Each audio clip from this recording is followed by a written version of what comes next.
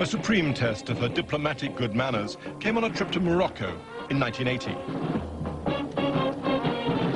The state visit got off to a bad start when she had to wait in her car for half an hour because the welcoming banquet wasn't ready. The King of Morocco was not a man noted for his punctuality, to put it mildly.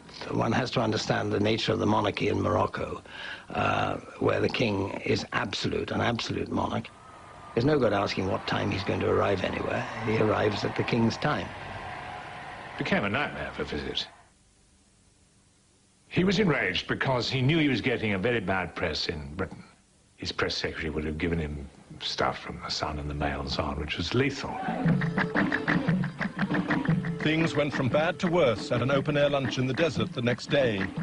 The Queen was left in an open tent to watch tribal dancing, while King Hassan attended to more pressing business in his air-conditioned caravan.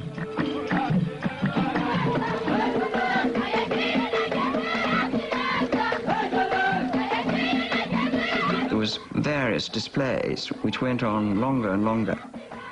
Excellent displays, but I think lunch had to be at 4. I think the Queen thought it was time to have lunch. It was about 4 o'clock.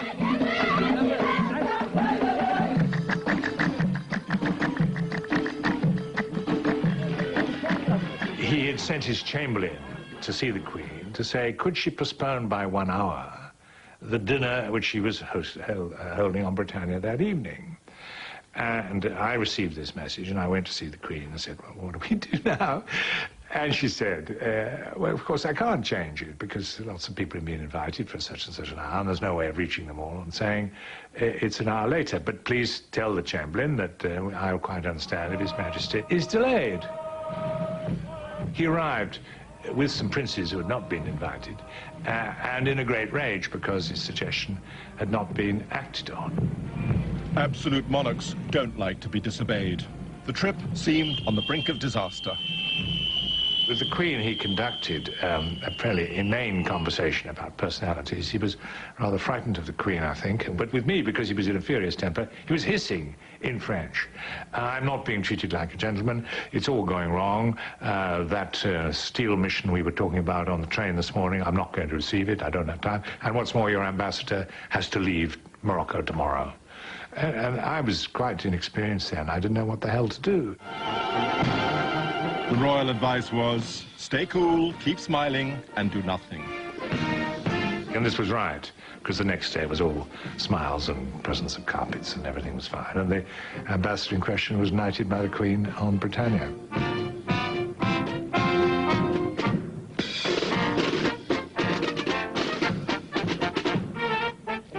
But the Moroccan saga wasn't over. Protocol obliged the Queen to invite King Hassan back to London. Her Majesty's Foreign Office had learned from the first visit. They sent a special envoy out to Morocco on a delicate mission. Well, I don't know how many people have had to go and confront an absolute monarch in an African country and tell him not to be late, but that's what I had to do. I sort of felt my way into this conversation, and eventually he smiled and said, ah, yes, I see. You're telling me to be punctual.